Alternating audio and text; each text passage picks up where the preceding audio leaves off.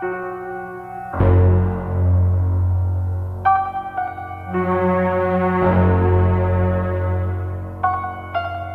enjoy scaring people a lot. I enjoy suspense and action and thrills. I enjoy comedy, I guess mainly the genres of films. I'm big on form and structure, and within a certain context doing certain things. The film I'm making now, Halloween, hopefully is a horror film, loaded with scares, suspense scares, hopefully not grisly or gory, but suspenseful, making people on the edge of their seats. It was the 25th of October, 1978. There had never been a movie called Halloween before John Carpenter delivered his quintessential horror classic. In fact, there had never been a movie with Halloween in the title. On a budget of just over $300,000, the calendar-based thriller would go on to earn $70 million worldwide, making it the most successful independent film of all time, an achievement that would stand for 21 years until the release of the Blair Witch Project. I'm so sorry.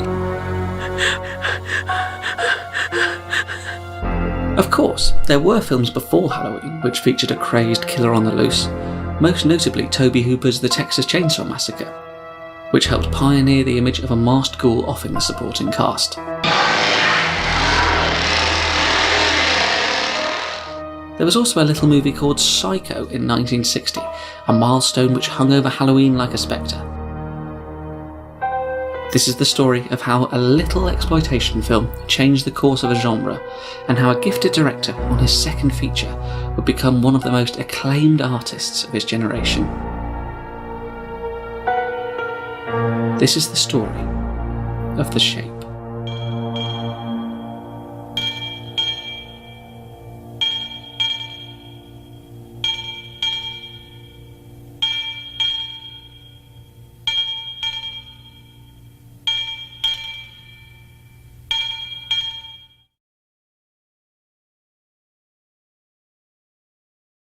Bum bum bum bum bum bum bum bum bum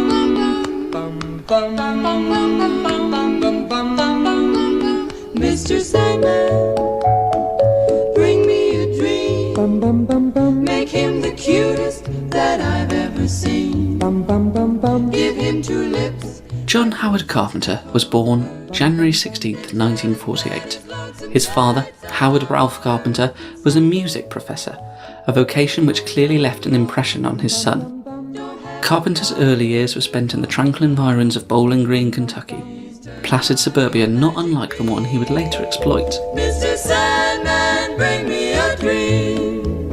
Bum bum bum bum bum bum bum bum bum bum bum bum bum. There was nothing happening in Bowling Green, and there was nothing going to happen there. I was going to either become a teacher like my dad. My dad was a music teacher. I suppose I would have followed along in English or something like that. The only thing I really had that I loved was this rock and roll band I played in. My mom was a big movie fanatic and took me to everything. And the little town I grew up in, there were 2 downtown theaters and there were 2 drive-ins. And I just went all the time. That's where I fell in love with cinema. John's passion for cinema was established early, and his preferred genres were westerns and horror films. He especially loved the work of Howard Hawks and John Ford, and 1951's The Thing from Another World left such an impression on the young Carpenter that he would eventually remake it. This passion would lead him onto a course at USC Cinema School in California. Aside from giving him hands-on experience in all aspects of filmmaking, USC also provided lectures from such titans as Orson Welles, John Ford, and Alfred Hitchcock. I applied to USC and UCLA. My dad was kind enough to give me money, and off I went. 1968. Roman Polanski came down with his film, Rosemary's Baby. We had Antonioni. It was unbelievable time to listen to these guys talk about movie making and then watch their films. I can't tell you what that was like. In 1969, the year of the Manson family murders, Carpenter would direct his first short film, The 8-Minute Captain Voyeur. The short, which was rediscovered in the USC vault in 2011, would bear striking similarities to his later work. It followed a bored office drone who takes a fancy to one of his female co-workers and stalks her home. The man then dons a mask and intends to kill her, only to be shot by his resourceful target.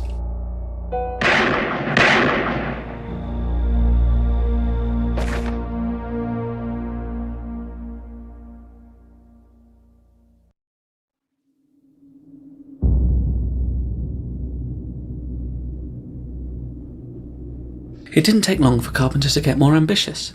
He would direct, produce, co-write and score the cult classic Dark Star with future Alien writer Dan O'Bannon. Having started out as just another USC project between 1970 and 1972, the sci-fi comedy would later be expanded into a full-length film. The $60,000 oddity was crude but effective, with critics of the time noting Carpenter's skill with modest resources. It wasn't long before Hollywood showed an interest. Get back in there. Come on. Come on. Come on.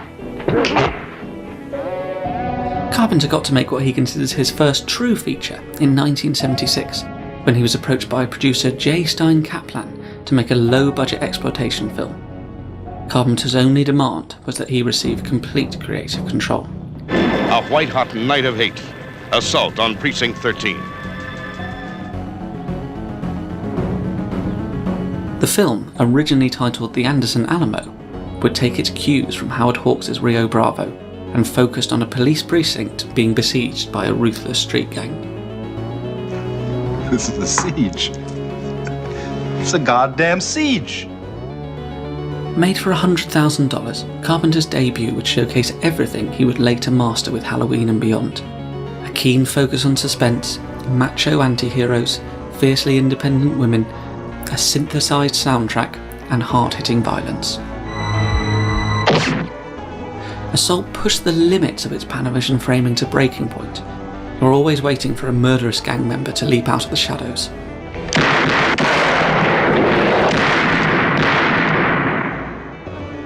When it premiered at the 1977 London Film Festival, Assault received an overwhelmingly enthusiastic response.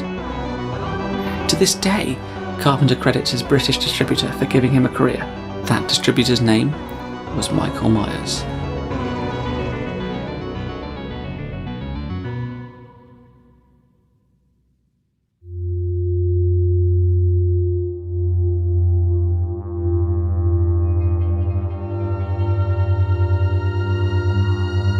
"1978 was a significant year for the rising director. Halloween would make him a household name, but nestled between his masterpiece and a 3-hour television movie about Elvis, Carpenter filmed Someone's Watching Me for the NBC network. Often called his forgotten film, the high-rise set thriller could almost be considered a dry run for Halloween, and interestingly, even has remnants of his old USC short.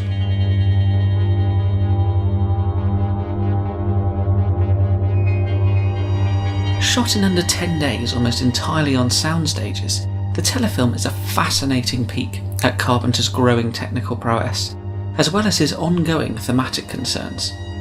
Someone's Watching Me, I learned some real basic director things about how to take care of myself during a shoot, how to pace myself, how to accomplish the work for the day. Real kind of bread and butter problems that need to be solved if I was going to be a director that brought a film in on budget and on time.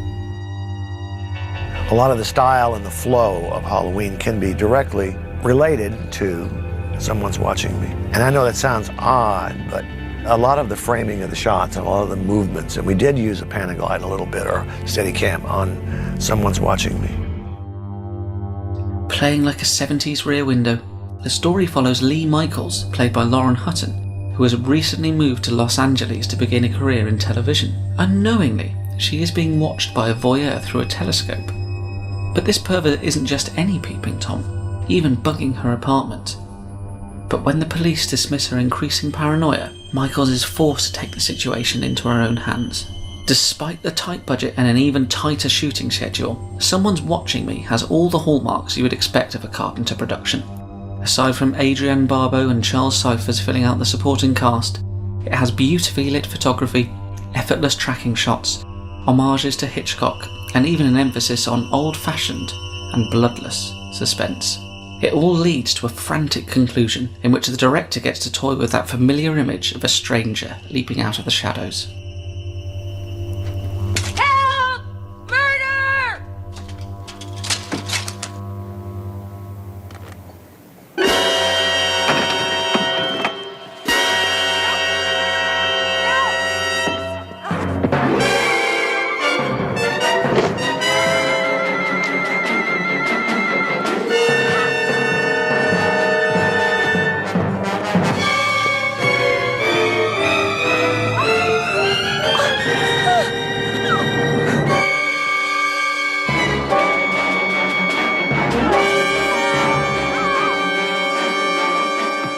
In Someone's Watching Me, the victim wouldn't be saved by a hail of police bullets. She would save herself.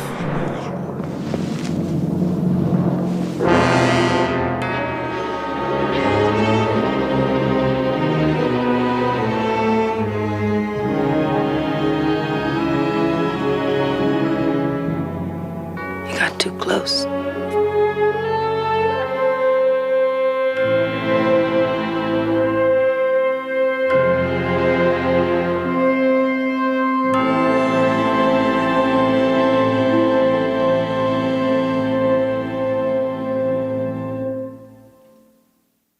He's gonna get you. He's gonna get you. He's gonna get you. He's gonna get you. He's gonna get you. He's gonna get you. The boogeyman is coming. Leave me alone. He doesn't believe us. Don't you know what happens on Halloween? Yeah, we get candy. Boogeyman. Ooh, the boogeyman. The boogeyman. The boogeyman. The boogeyman. The boogeyman.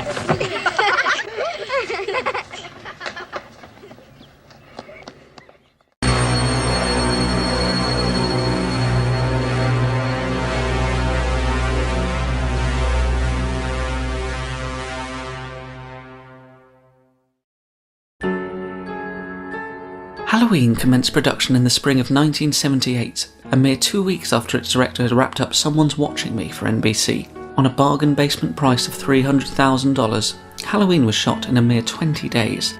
Just 30 years old, the hungry director had no idea that his little B picture was about to change the course of his life and influence countless others.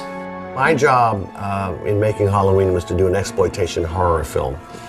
Then the basic premise was given to me by my distributor, Irwin Yablans. He said, let's do a movie about these babysitters who get stalked by a killer.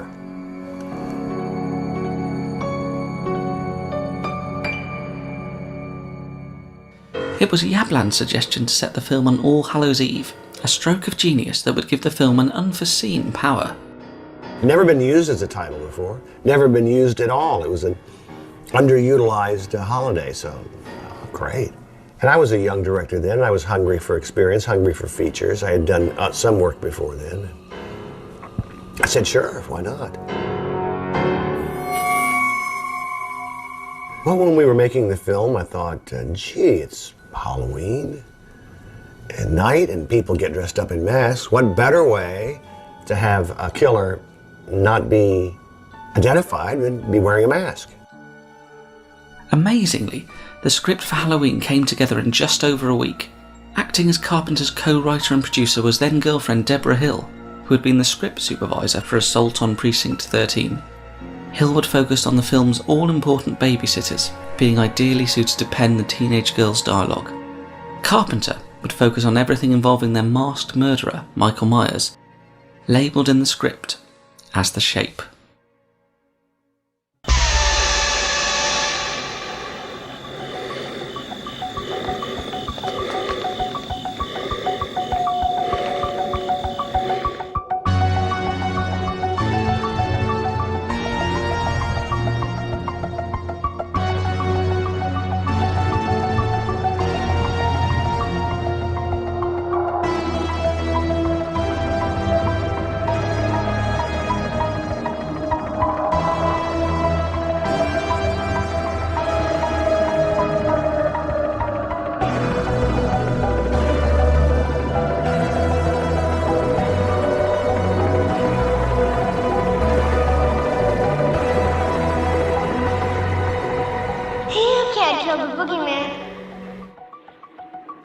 The nickname is supposedly a reference to the judges of the Salem witch trials, who referred to spirits and demons as shapes. It's an ideal term for the film's blank, emotionless killer, who may or may not be a non-corporeal entity. In 1963, at the age of 6, Michael Aubrey Myers kills his sister Judith on Halloween night, and for the next 15 years, he is hospitalised in a sanitarium. The boy is a catatonic. He exhibits comatose behavior. No reaction to external stimuli. I can see no reason why he shouldn't remain here. We have adequate facilities for his care. In 1978, he escapes, setting his sight on his hometown for a Halloween to remember. Come on out.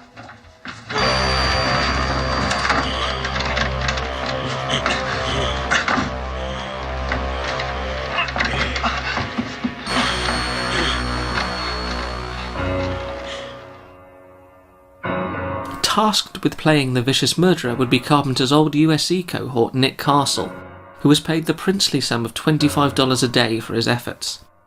Castle received very little direction from his friend, who once told him that his motivation was to walk from one set marker to another.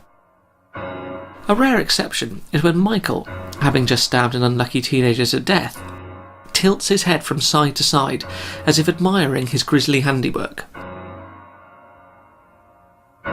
The scene is a good example of how the director would resist graphic on-screen gore in favour of carefully lit compositions. There's an old-fashioned idea, I guess it goes back to Val Lewton, that if you're going to make a movie about a monster, you never want to really see it. You want to keep it in the dark because it's more effective that way. Carpenter often places him on the periphery of the frame, rarely going for a close-up and wisely keeping him bathed in shadow. Decked out in overalls taken from an unlucky mechanic, Michael finishes off his ensemble with a stolen fright mask, in reality a Star Trek Captain Kirk mask bought for less than $2. Production designer and editor Tommy Lee Wallace was responsible for the chilling visage. He painted it chalk white, teased out the hair, and widened the eye holes. Wallace would also don the costume for a few key moments, as with Deborah Hill and stuntman Jim Winburn. In addition, a young Tony Moran would play an unmasked Myers in the closing scene. A total of 6 people were responsible for bringing Michael to life.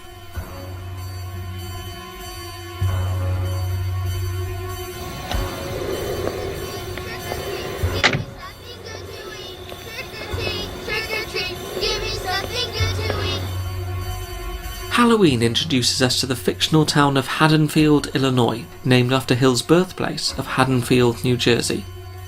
Though supposedly shot in the Midwest, Carpenter and his crew shot the film in South Pasadena, California. Much of the cast wore their own clothes, the crew struggled to find pumpkins in the spring, and the autumn leaves blowing through the town were reused over and over again. I hate to pontificate. The more difficult genres to pull off are comedies and horror films because they require its timing.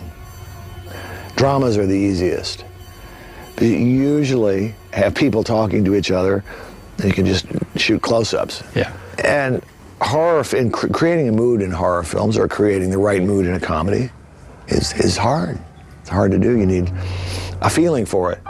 Charged with creating the film's startling visuals was cinematographer Dean Cundy, who would go on to shoot such classics as Back to the Future and Jurassic Park. Half of the film's tiny budget went entirely on the Panavision cameras and processing, ensuring that the homemade effort could look like $1 million. Cundy's highly atmospheric lighting, which was partially inspired by Roman Polanski's Chinatown, would result in some of the film's most iconic moments. Halloween also made extensive use of the Panaglide, later the Steadicam. The apparatus made it possible for Carpenter to enjoy gliding dreamlike shots, and also to put the audience in the killer's POV. He wasn't the first to do this. Bob Clark had done it 4 years earlier in his prototypical slasher film Black Christmas, but Halloween would master the technique.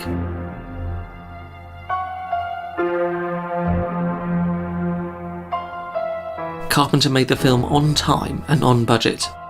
No one could have predicted that the boy from Bowling Green, who dreamed of making westerns, was about to become synonymous with the horror genre. And he wasn't the only one.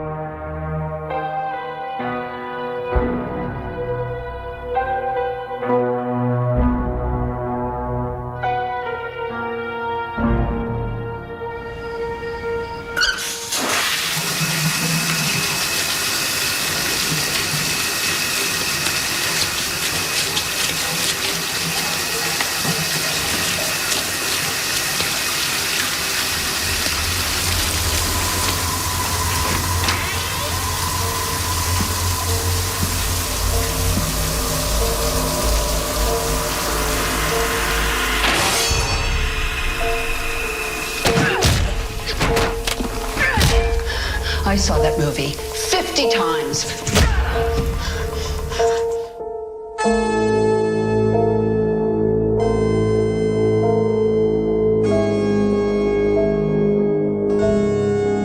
Future Scream Queen Jamie Lee Curtis was a nobody when Halloween made her a star in 1978.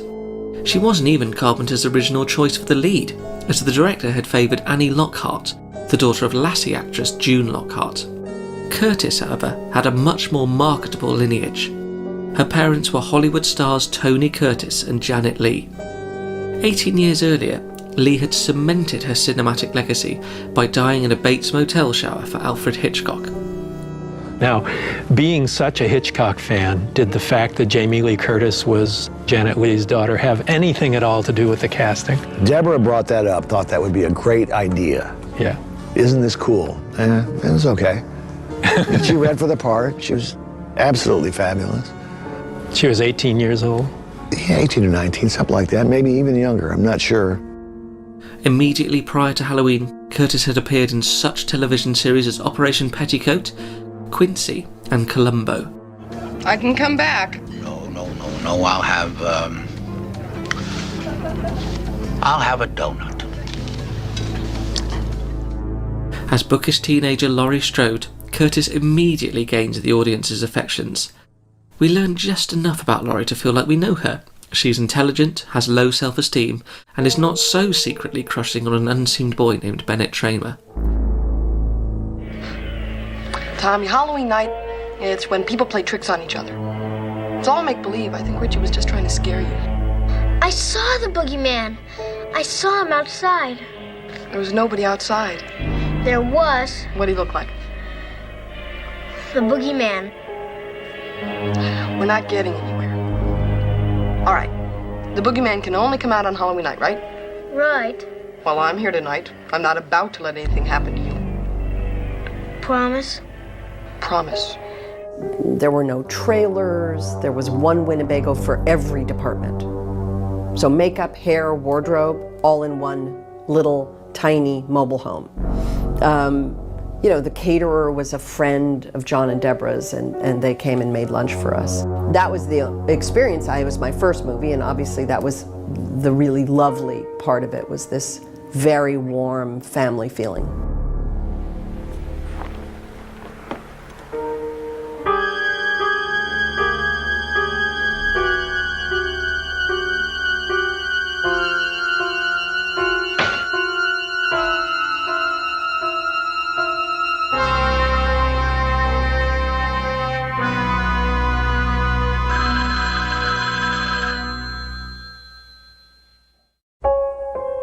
Strode would become the blueprint for what is known to genre fans as the final girl. After Halloween, these good-natured and resourceful heroines would best the killer due to their virginal purity, whilst their friends would die one by succumbing to drugs or promiscuous sex.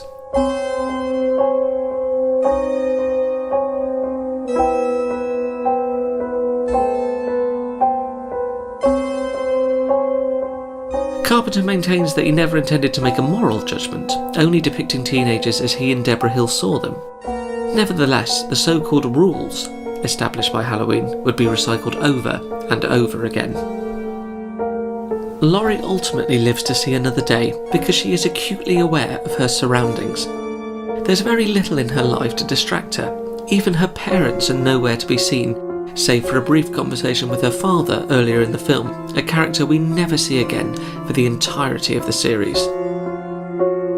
The argument could be made that Miss Strode didn't survive because she's a virgin, but because she's the only one to notice the shape's presence. Note the infamous hedge sequence, in which Carpenter makes it visually clear that Laurie is more tuned in than her friends.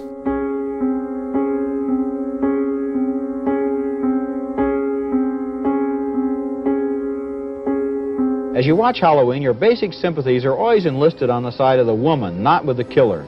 The movie develops its women characters as independent, intelligent, spunky, and interesting people. Halloween does not hate women.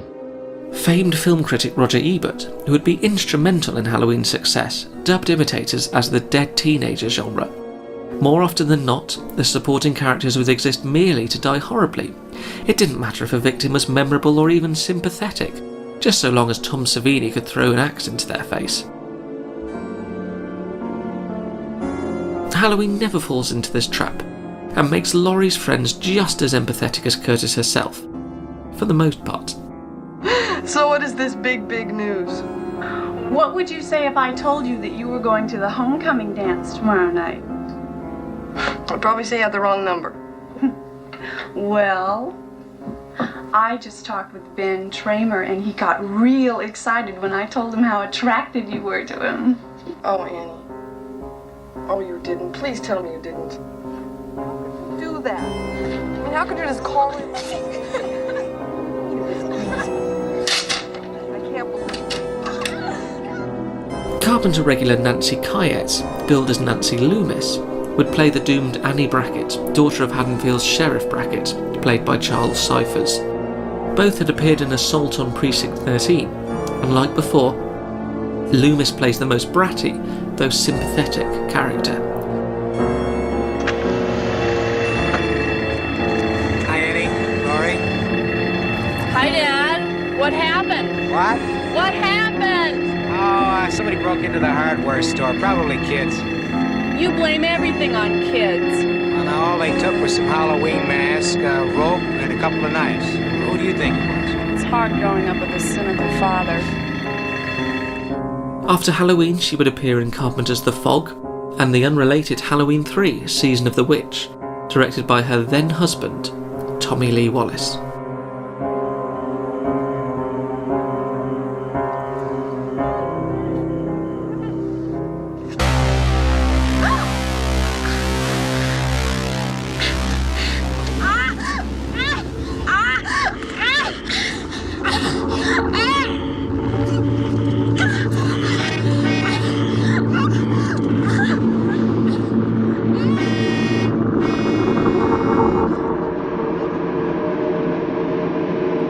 As the totally carefree Linda Vanderklok, PJ Soles is another revelation.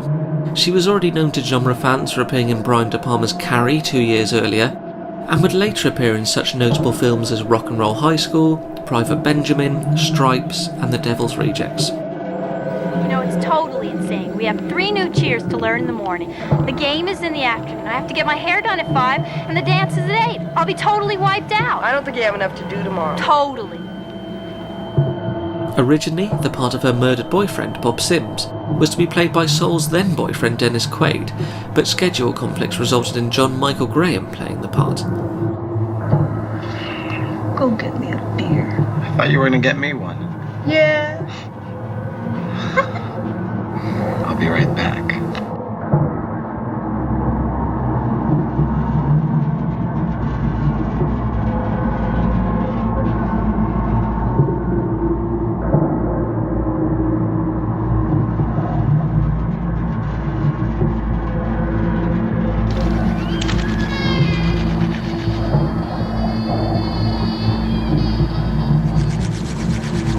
Well, did you get my beer?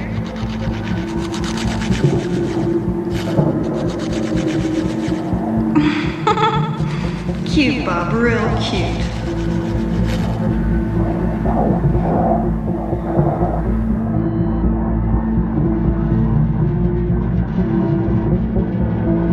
In the final act, when Laurie discovers the remains of her friends, she fulfills the final girl's purpose of fighting back against the bogeyman.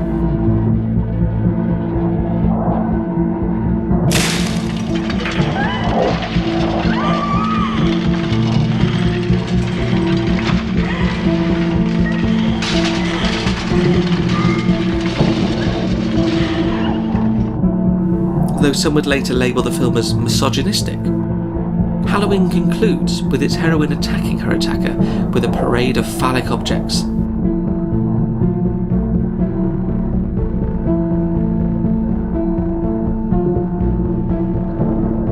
The shape, stabbed and bleeding on the floor, is supposedly vanquished.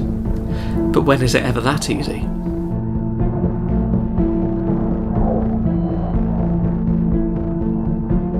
Survival has its own price, however, and Curtis would be haunted by Michael Myers for many years to come. Though legitimate jobs were scarce immediately following Halloween, she would soon blossom in the genre, which made her a star. Between 1978 and 1981, she would make Halloween 2, Carpenter's The Fog, which also featured Janet Leigh, and the slasher knockoffs Prom Night and Terror Train. Curtis did manage to shed her Scream Queen image and become a respected performer in studio films, going on to the likes of Trading Places, A Fish Called Wanda, and True Lies. And yet she has never shied away from her exploitation roots and her proud fate as the final girl. I wear my Halloween pin with great pride. You know, I tried very hard through 22 now years of making movies to always hold up Halloween and say, you know, A, it was the best experience I ever had. It was by far, up until True Lies, the best part I ever had. You know, I tried to point out the irony that in those exploitation movies, I was intelligent, forthright, fought back against adversity, and was the lead in those movies for that role.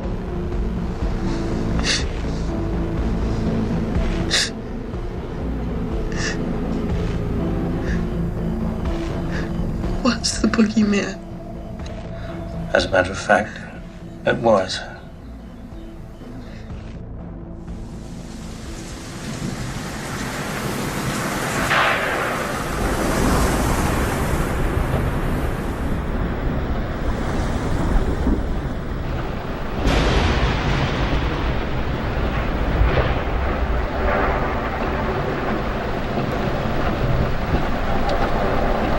You ever done anything like this before? Only minimum security. I see. The driveway's a few hundred yards up on the right. The only thing that ever bothers me is their gibberish. When they start raving on and on. You haven't anything to worry about. He hasn't spoken a word in 15 years. Many might be surprised to learn that the late Donald Pleasance wasn't the first choice for Myers' psychiatrist, Dr. Sam Loomis, named after the character John Gavin played in Psycho. Oh, Sam, let's get married.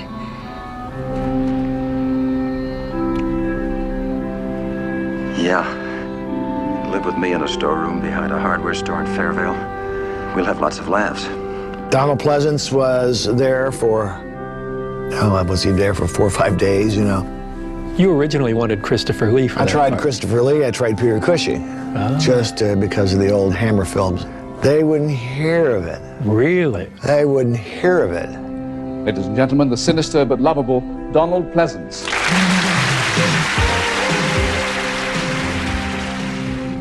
It was only when Irwin Yablans suggested Pleasance that the film bagged a name actor, and as a result, some credibility. Sheriff. Pardon me, I'm Loomis, Dr. Sam Loomis. Lee Brackett. I'd like to have a word with you if I could. Well, maybe a few minutes. I've got to take It is important. Before Halloween, Americans probably knew him best as the most iconic of the Blofelds in the James Bond blockbuster, You Only Live Twice. But by 1978, Pleasance was already a respected thesp with many notable credits to his name. Thank you for getting me out.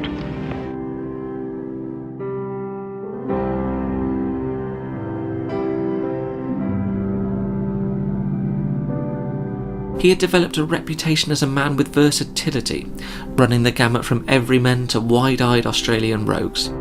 You don't think the Yabba is the greatest little place on earth?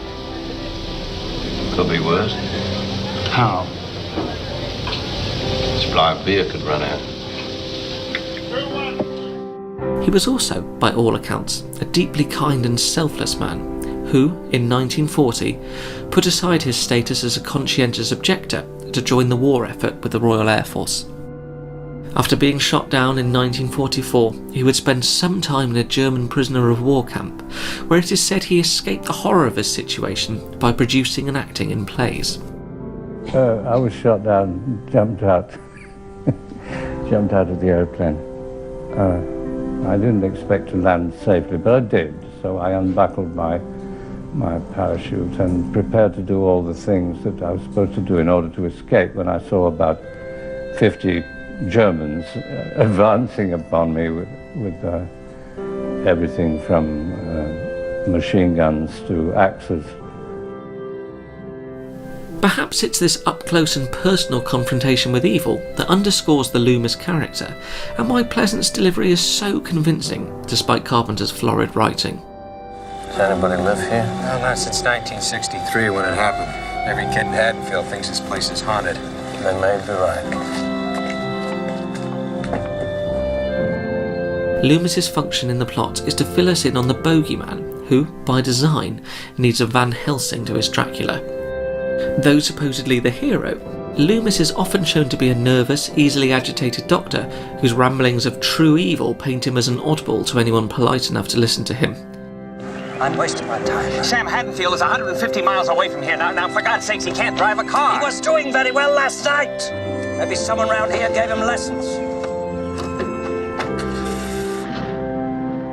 This is also a man who, at one point, scares children and then smiles about it. Hey? Hey, Lonnie, get your ass away from there.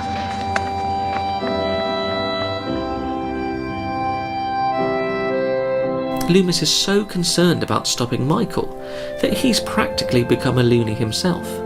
The Doctor's crusade is summed up best in the film's most famous monologue, delivered to Charles Cypher's Sheriff Brackett, whose daughter would later be killed by Myers. Not only is the passage anchored by Pleasant's note-perfect performance, but it was also inspired by Carpenter's encounter with a Kentucky mental patient. I met this 6-year-old child with this blank, pale, emotionless face and the blackest eyes, the devil's eyes. I spent 8 years trying to reach him, and then another 7 trying to keep him locked up because I realized that what was living behind that boy's eyes was purely and simply evil. What do we do? He's been here once tonight. I think he'll come back. I'm gonna wait for him. I still think I should notify the radio and television. No. If you do that, they'll see him on every street corner. They'll look for him in every house. Just tell your men to keep their mouths shut and their eyes open.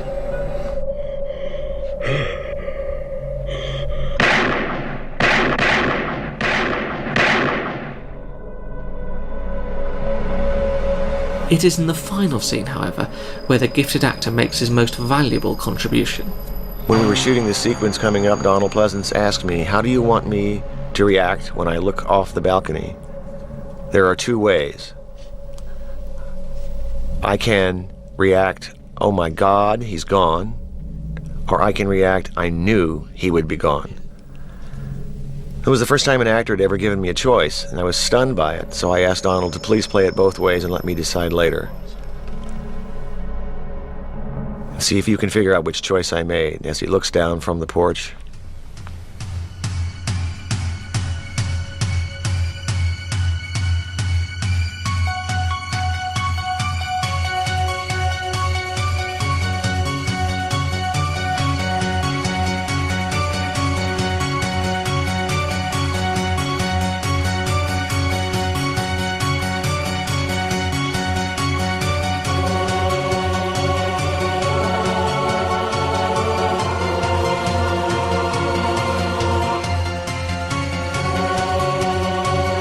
Halloween would give Pleasance newfound fame, and he would return as Dr. Sam Loomis in 4 of the 8 sequels. 1995's Halloween, The Curse of Michael Myers, was released mere months after his death and dedicated to his memory. Donald Pleasance was a very private man and rarely did interviews or discussed his work, But in 2018, his standing as a performer is as strong as it ever was. Carpenter agreed, later casting him in Escape from New York and Prince of Darkness. For 15 years, I've been obsessed to find out what was going on inside of him. It's been my life work and my ultimate failure. This force, this thing that lived inside of him came from a source too violent, too deadly for you to imagine. It grew inside him, contaminating his soul. It was pure evil.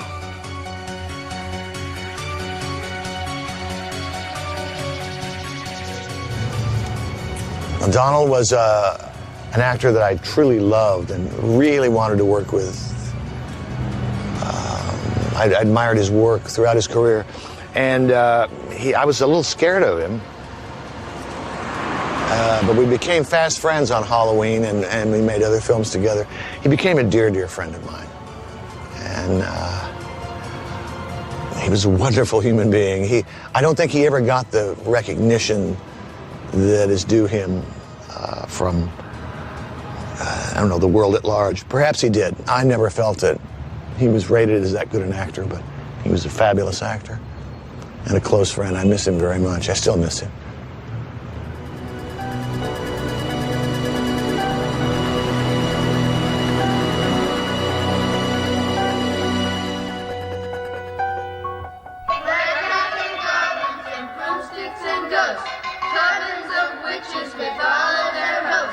You may think they scare me, you're probably right. Black cats and goblins on Halloween night. Trick or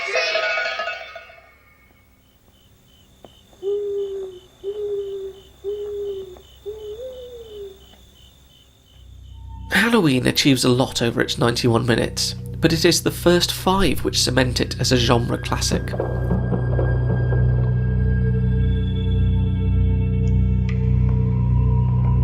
Allowing the audience to adopt a young Michael Myers' point of view, the prologue not only pushed the capabilities of the Panaglide to its limits, but it made viewers feel like unwitting voyeurs in the slaughter.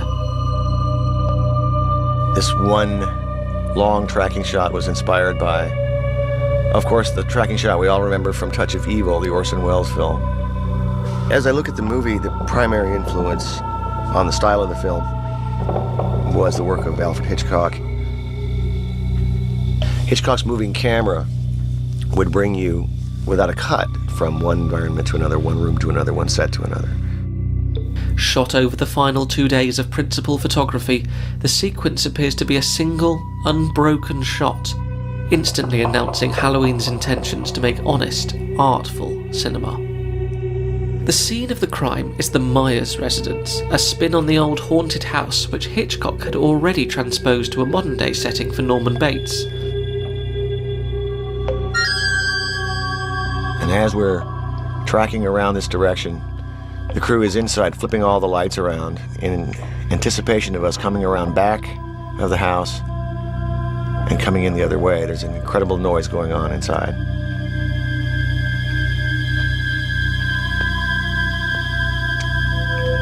Up the steps, now we're lit.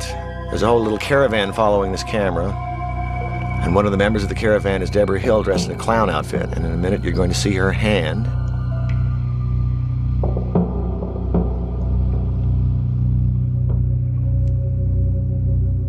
The property, loaned to the filmmakers by a local church, was depicted in its decrepit, run-down state for the majority of the filming, only to be given a thorough spit and polish by the cast and crew for its 1963 counterpart. This is a very narrow house, and had just been painted a few hours earlier, and the parts that we see were the only parts that were painted.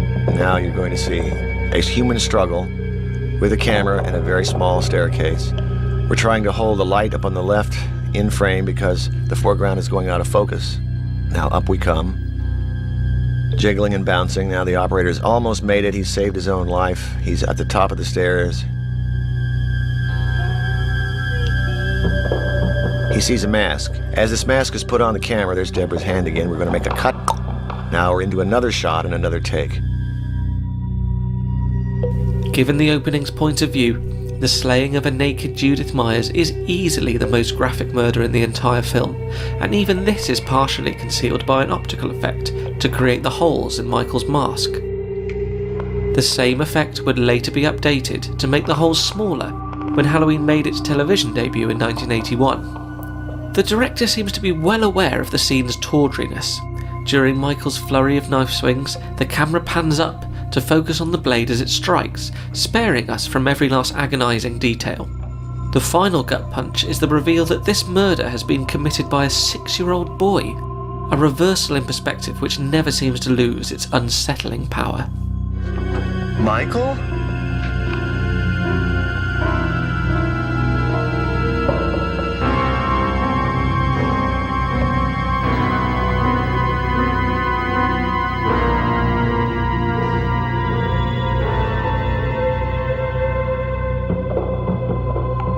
One of my favorite shots in the history of cinema is the long tracking shot at the beginning of the first Halloween. Yeah. I was always wondering how many takes it took to do that shot, but also how did you get the eyes with the mask over it? How did you pull that off? Ooh, well, it was 5 takes, and the eyes in the mask is done by MGM Optical Department.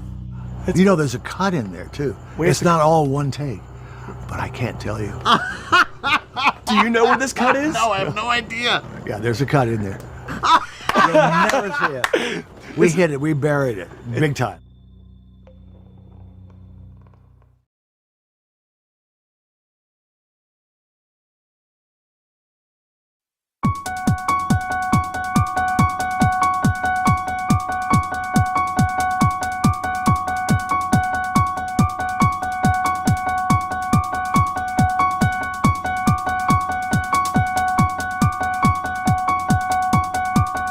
It has often been said that a good score is paramount to a horror film's success, and Carpenter's soundtrack for Halloween remains one of the most lauded and instantly recognisable in slasher cinema.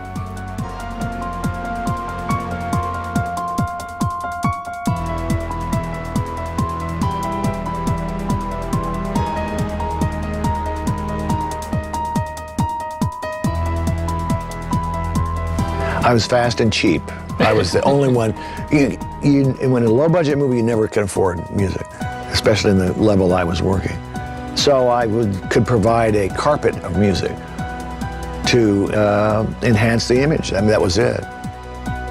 Carpenter bills himself as the Bowling Green Orchestra in the end credits, and this is fitting, as the inspiration for Halloween's title track goes all the way back to his father's passion for music. My father was a music teacher, so he decided when I was about 8 years old that I needed to start learning the violin. Unfortunately, I had no talent at it. Yeah. But I struggled, and I finally quit. But I went on to keyboards and guitars, and I had a local rock and roll band in the little town I lived in. Where was this? Bowling Green, Kentucky. In Kentucky, a rock band. What year are we talking, John? We're talking the 60s. Yeah. My father was one of the founding members of the Nashville Strings, and what that is backup strings for Roy Orbison and Brenda Lee and all the Nashville recording artists. Really? So he played for everybody, including Johnny Cash. He played for everybody. So he's on all those records? Oh, yeah. On the Roy Orbison records? On the Roy Orbison records. Carpenter's inspirations come from a myriad of sources, from classical to hard rock. The latter would be most apparent in Precinct 13, which had its roots in Led Zeppelin's Immigrant Song. He would also take his cues from the great Bernard Herrmann, Hitchcock's regular composer, and, naturally, the scorer of Psycho. Halloween's piano-based score was completed in 3 days and dominates the film, although there are 2 songs on the soundtrack, a piece by Carpenter's band the Coupe de Villes and Blue Oyster Cult's Don't Fear the Reaper, which plays as an ironic counterpoint to Michael stalking Laurie and Annie. Though lacking a symphonic complexity, Carpenter's threadbare carpet laying is impossible to forget and fits the images like a glove.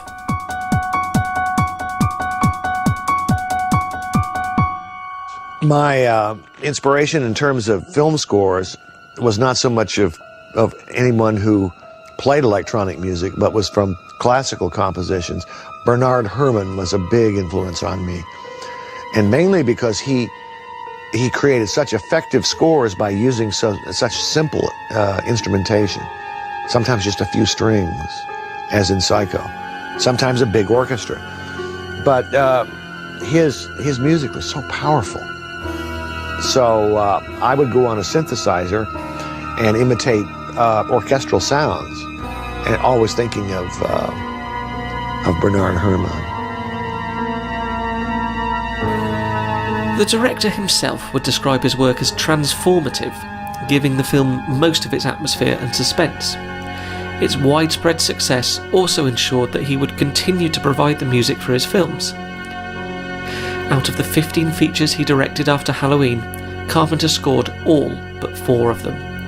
In 2015, at the age of 67, Carpenter would become a curmudgeonly rock star when he signed with Sacred Bones Records to release Lost Themes and Lost Themes 2, albums comprised of unused material from his many years in the industry. This was soon followed by an updated movie themes compilation and a series of sellout world tours. You can't help but feel that the music-loving Howard Carpenter would have been very proud of his son.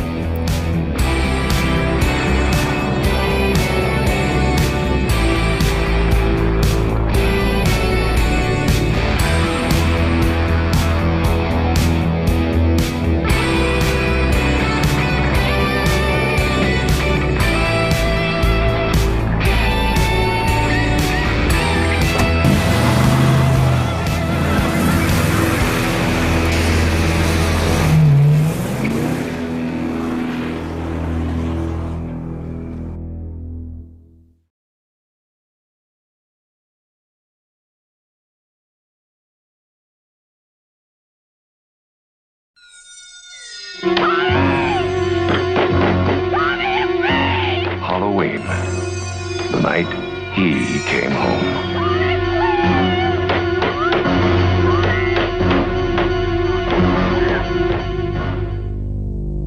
Halloween premiered October 25th, 1978. It would soon expand across the country, eventually playing in 232 cinemas across the US. Handling distribution was Compass International Pictures, and they were just as ill-prepared for Halloween's success as the filmmakers. So Halloween was released, and you know, everyone assumes that it really became this big success, which it became after a period of time, but it was not an immediate success. And I ended up, after Halloween, doing a Charlie's Angels episode, and I did a Love Boat episode with my mother. Initial reviews were decidedly horrible, resembling the critiques you might expect of a Halloween copycat. 2 reviews, however, would change that. So uniformly awful reviews. The movie's not scary until it finally really reached the East Coast. And there was a Village Voice review, and then that kind of turned things around. The second glowing recommendation came from Roger Ebert in the Chicago Sun-Times, who placed the film in his top 10 of 1978. Ticket sales began to skyrocket, and critics who had once dismissed it as schlocky trash were soon calling it masterful suspense. Word of mouth was just as strong, and audiences were quite literally screaming in the aisles.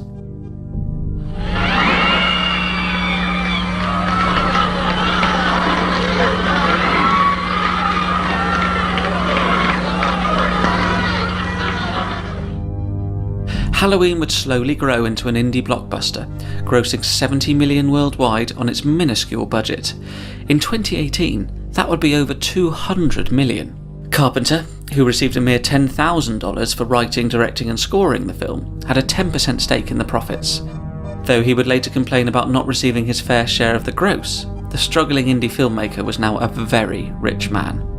Carpenter also had the foresight to ask for one fateful request: his name above the title. Though ballsy for a filmmaker with very few credits under his belt, the move effectively branded Halloween as his. For Carpenter, the success was a way to continue making movies, but for others, it was a new way to make a quick buck. Slasher rip-offs soon monopolised the horror genre, and Universal Pictures and Dino De Laurentiis would come calling for more Michael Myers. The prospect of Halloween 2 became very real, despite the protests of Carpenter, Deborah Hill, and Irwin Yablans. Although championing a sequel would be successful Syrian financier Mustafa Akkad, who had bankrolled Halloween. It's a well-known fact that Akkad had little interest in the project, having ceded creative control to Carpenter, Hill, and Yablans, but the truly unexpected box office meant that Akkad's professional life would be dominated by The Shape for the remainder of his career. Of the many sequels, 1981's Halloween 2 is generally considered the best by fans, but it had a particularly sour genesis. Carpenter had discussed making The Fog with Yablans' involvement, but when he took the film to Avco Embassy, Yablans would essentially sue him into getting Halloween 2 made. Knowing that a sequel would be produced with or without him, Carpenter would once again write the script with Hill. He described this process as especially difficult, as they all felt there was no story left to tell. Directing the film would be newcomer Rick Rosenthal, who insisted that if Halloween 2 was to work, it would have to pick up the second Halloween ended.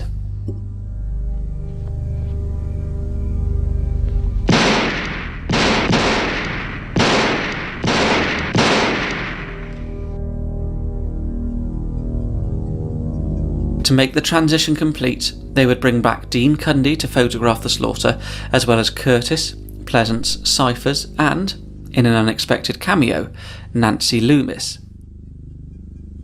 Carpenter would once again compose the score, this time in collaboration with Alan Howarth, who would later co-score several of the director's films.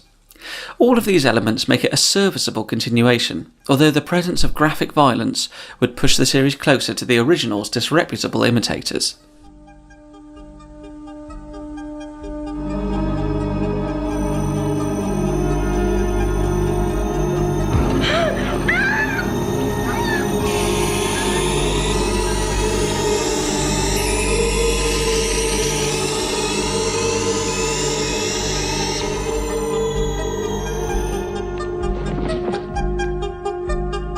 Carpenter, who was clearly starved for inspiration, hit upon the twist of making Laurie Strode Michael's sister. This would be perceived by some as a mistake, as it robs Myers of his randomness and now gives him an MO for his crimes. It also doesn't make much sense, as Laurie's real estate foster father told her to drop the keys off at the Myers house in the original film. Either he forgot her brother was a vicious murderer, or he has a sick sense of humour. That girl, that Strode girl, that's Michael Myers' sister. She was born 2 years before he was committed. 2 years after, his parents died and she was adopted by the Strodes. They requested that the records be sealed in order to protect the family. Jesus, don't you see what he's doing here in Haddonfield? He killed one sister 15 years ago, now he's trying to kill the other. Halloween 2 would also effectively end the Myers plotline. The film concludes with Michael finding Laurie at Haddonfield Memorial Hospital, Dr. Loomis in tow. His psychiatrist, knowing there is no other way to stop the madness, promptly blows himself and the Shape to smithereens. It is time, Michael.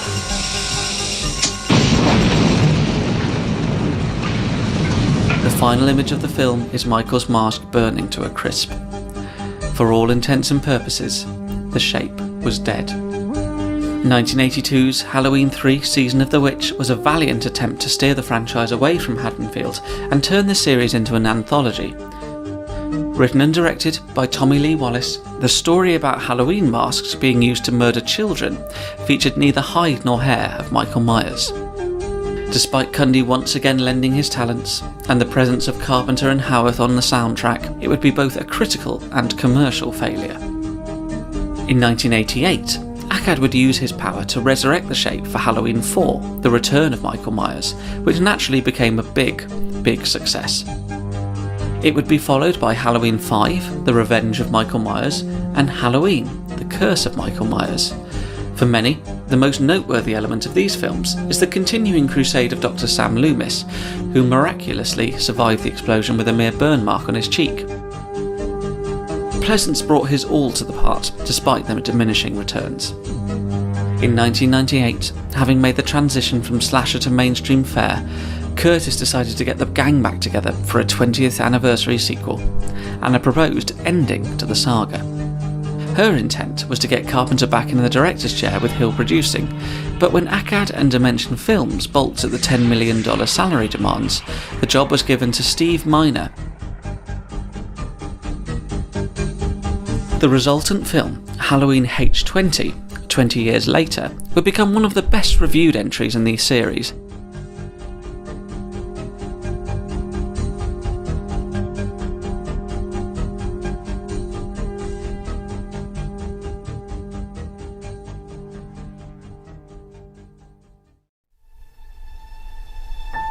It's not so easy to kill the Shape, however, and Akkad would bring him back for 2002's universally hated Halloween Resurrection.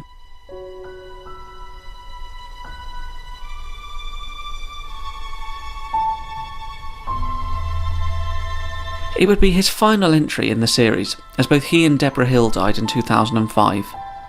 We would lose Hill to cancer, and Akkad to the Amman bombings in Jordan. We've all had bad things happen to us. The trick is to concentrate on today. What do I know? You just take care of yourself, okay? Thank you very much. I'll see you Monday.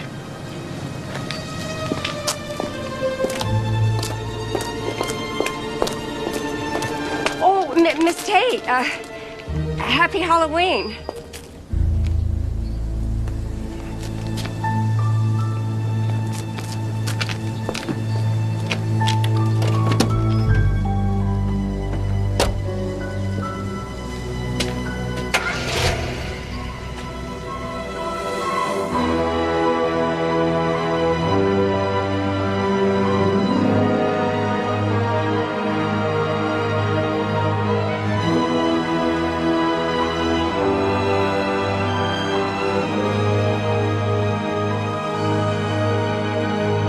There are certain rules that one must abide by in order to successfully survive a horror movie. For instance, number 1, you can never have sex.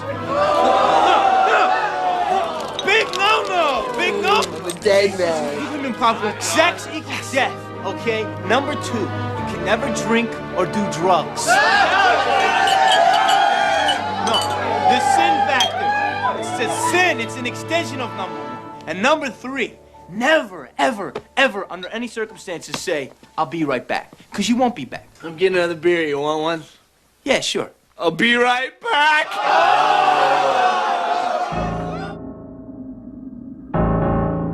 The release of Halloween would see its director soar to new heights, but its influence on the horror genre was just as seismic. Filmmakers emulated its formula by cranking out cheap and cheerful copies almost immediately. The 1980s were a mad dash to capitalise on what would soon be known as the slasher film. Between 1980 and 1990, somewhere in the region of 150 slasher flicks were given wide releases.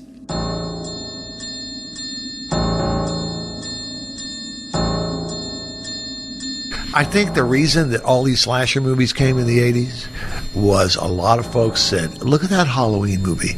It was made for peanuts, and look at the money it's made. We can make money like that. That's what the teenagers want to see. So they just started making them, cranking them out.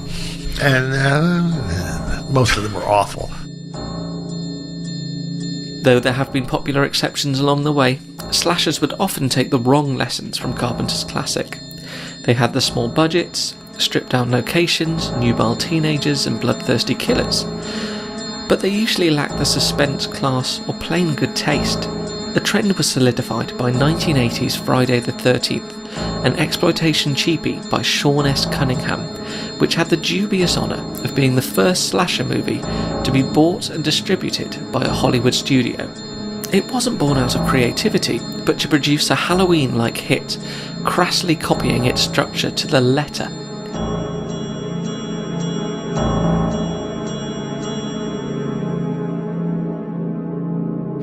The blood and guts would soon become the most noteworthy element in a genre rapidly descending into sadism. Well, violence. Violence is an interesting topic. It's always been in movies. Violence was in movies in the very beginning. Back in the a picture called The Great Train Robbery, which is a silent film. In the end of the movie, this cowboy takes his gun and points it right at the audience and shoots. And the audience at the time, oh, God, just upset them. I'm not familiar with a movie called The Wild Bunch. It was an extremely violent movie. It depends on the story you're telling. I think that you have to be careful that you're not advocating violence. By that I mean you're not suggesting that violence is a way to solve problems. Violence should be the last possible thing that you try in a bad situation. However, you get into a movie and let's say like Halloween, you have a killer who's out there and you kind of have to deal with that area. I've made some violent movies and it's fun making violent films. It's a lot of fun to do it. I mean, actors seem to always want to die on the screen. They love it. I think you have to be careful with audiences. Probably the most violent scene or the most disturbing scene I've ever done in a film was in a picture I made called Assault on Precinct 13. There's a little girl who gets shot with a silencer. And audiences were very, very upset at that. The horror film is kind of dying out as a popular genre because the action movie has stolen all of its techniques.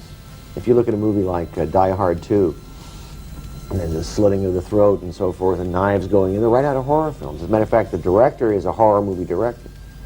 So Terminator 2 is basically a horror film. All those techniques that we used to use in horror are now in the big budget action film. The slasher film would soon die out, giving way to found footage and paranormal horror, but the shockwaves caused by Michael Myers are still being felt 4 decades later. Along with George Romero's Night of the Living Dead, Halloween can safely be called one of the most influential films in cinema history. But instead of questioning what Halloween gave to the horror genre, maybe we should be thankful for everything it gave John Carpenter.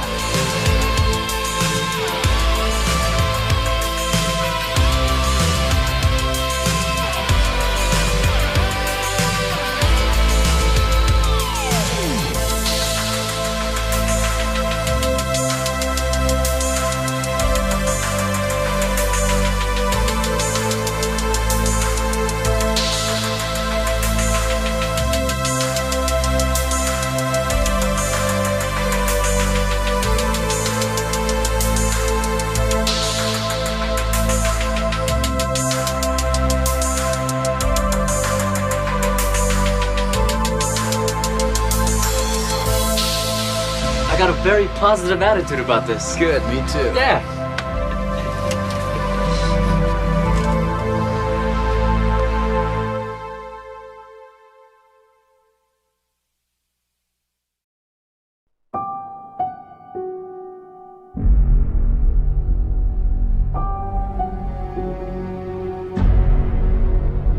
The last 20 years have been pretty rough for The Shape.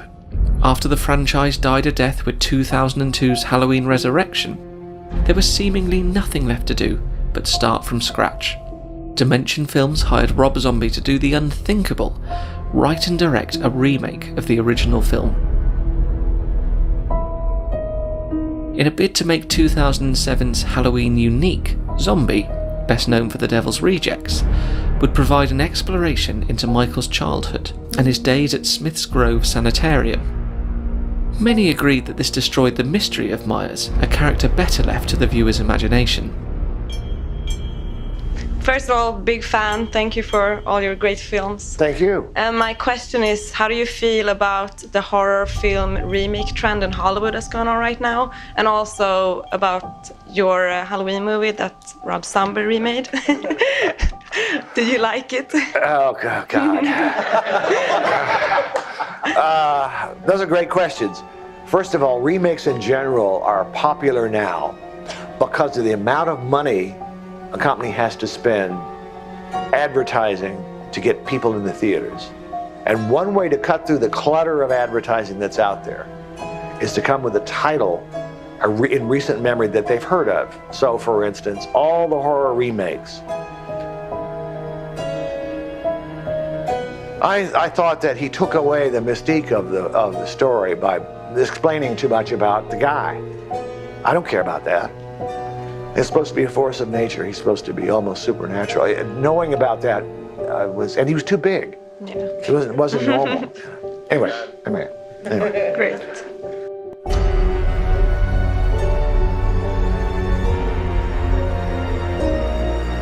Zombies' relaunch was a box office smash despite highly negative reviews, leading to 2009's Halloween 2, which continued the blood-splattered explanations of Michael's psychosis. With fans in revolt and revenues dwindling, you might have been correct to assume that The Shape was finally toast. After a 9-year hiatus, the longest gap in the franchise's history, successful horror producer Jason Blum decided to resurrect Myers for a true sequel to the original. Director David Gordon Green would collaborate with co-writer Danny McBride to effectively swipe the slate clean, making a direct follow-up to the 1978 classic and wiping every other film out of continuity.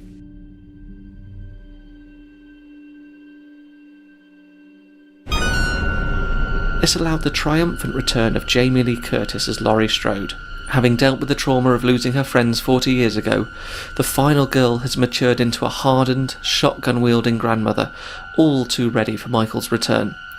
Her warnings of the bogeyman also make Curtis the Dr. Loomis of this particular story, and, fatefully, she is now the same age Donald Pleasance was in the original. Even more unexpected was the return of John Carpenter, who would shepherd the project as an executive producer. Not only that, but he would once again compose the score, this time with his son Cody and Daniel Davies, the son of Dave Davies. 2018's Halloween appears to be quite the 40th anniversary present for fans. Original Shape Nick Castle will briefly reprise his role in a cameo, and the trailers reveal a film replete with references to the franchise's storied history. Fans are excited that maybe, just maybe, this will be the sequel to end all sequels.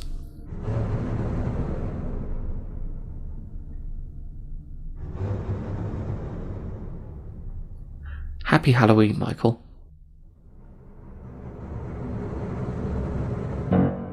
Horror has been with cinema since the very beginning. It grew up part and parcel with the image, with cinema. And it will always be with us. It's one of the most popular genres of all time. And it's an all-purpose genre because it keeps changing. Every culture, every few years, it morphs, it changes into something else. It brings the sensibilities of the age in which it's made, that's what's so fabulous. If you look at Frankenstein or Dracula or The Bride of Frankenstein, the Karloff films that were made at this studio, they're very much of the 30s and the Depression. They're Depression-era movies. They're speaking to those audiences. But if you look at modern horror films, they're speaking to you guys. But I've made a career out of it. I've got to become John Carpenter. What's wrong with that?